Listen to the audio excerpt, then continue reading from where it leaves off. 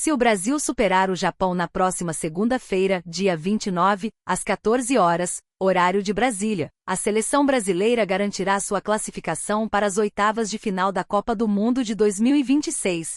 Caso confirme a vitória sob o comando de Carlo Ancelotti, o próximo compromisso da equipe já tem data, hora e local definidos. O confronto ocorrerá no domingo, dia 5 de julho, às 17 horas, em Nova Jersey. O adversário será conhecido no duelo entre Costa do Marfim e Noruega, seleção norueguesa que assegurou sua vaga no mata-mata como vice-líder do Grupo I, após o revés sofrido para a França.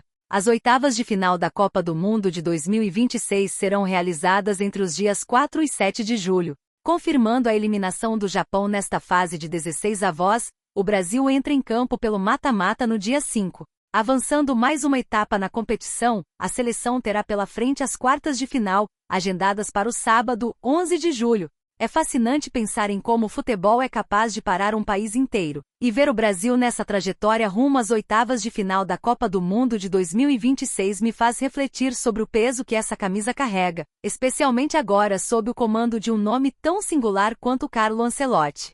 Quando olhamos para a figura de Ancelotti, não estamos falando apenas de um treinador que assumiu a seleção brasileira. Estamos diante de uma das mentes mais brilhantes e vitoriosas da história do esporte mundial. Nascido em Reggiolo, na Itália, Ancelotti não foi apenas um estrategista à beira do gramado, ele foi um jogador de elite, um meio-campista de visão privilegiada que brilhou intensamente no Milan e na Roma, além de ter sido uma peça fundamental da seleção italiana nos anos 80.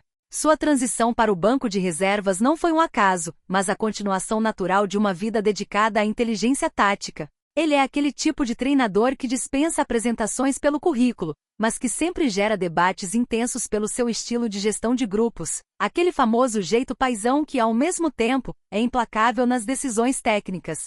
Se voltarmos no tempo para analisar a carreira desse homem, vemos um padrão de sucesso que desafia qualquer lógica estatística. Antes de assumir o desafio de comandar o Brasil, Ancelotti construiu uma trajetória que o levou a conquistar títulos nacionais nas 5 principais ligas da Europa: Inglaterra, Itália, França, Alemanha e Espanha. É um feito que nenhum outro treinador conseguiu replicar. Lembro-me bem da sua passagem marcante pelo Real Madrid, onde ele não apenas empilhou troféus da Champions League, mas também transformou o ambiente do vestiário em algo harmonioso, algo que muitos diziam ser impossível diante de tantas estrelas.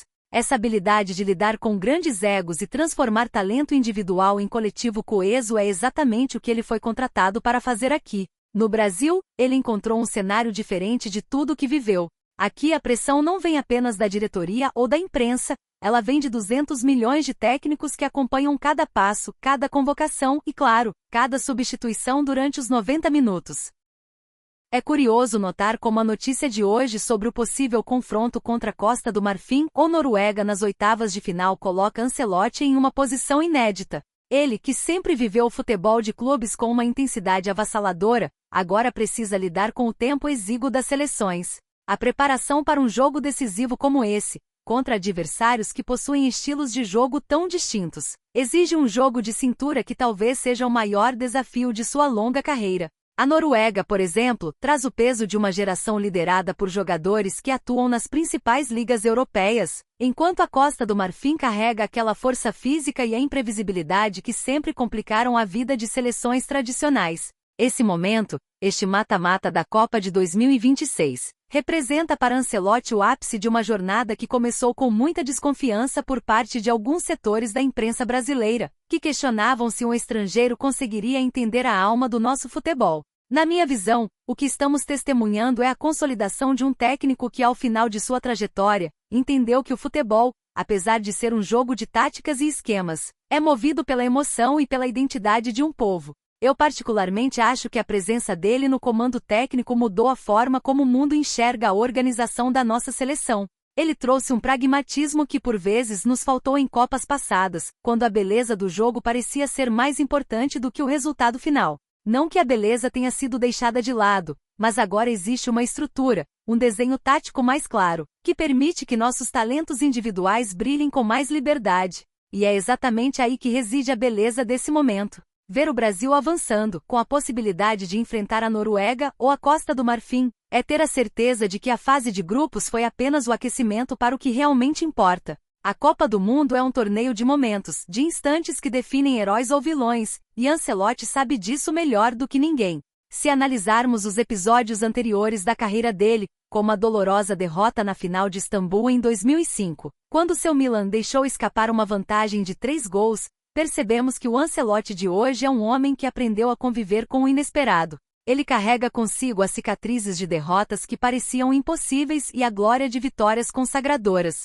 Essa bagagem emocional é o seu maior trunfo em um mata-mata de Copa do Mundo. A forma como ele lida com a pressão antes de uma partida decisiva, como a que teremos contra o Japão, é o que mantém o grupo focado e resiliente. Não há espaço para o salto alto, mas também não há espaço para o medo. Esse equilíbrio, que ele refinou ao longo de décadas comandando os maiores clubes do planeta, é o que está sendo colocado à prova agora, no cenário de maior visibilidade que existe. E o que dizer sobre os adversários que podemos encontrar nas oitavas?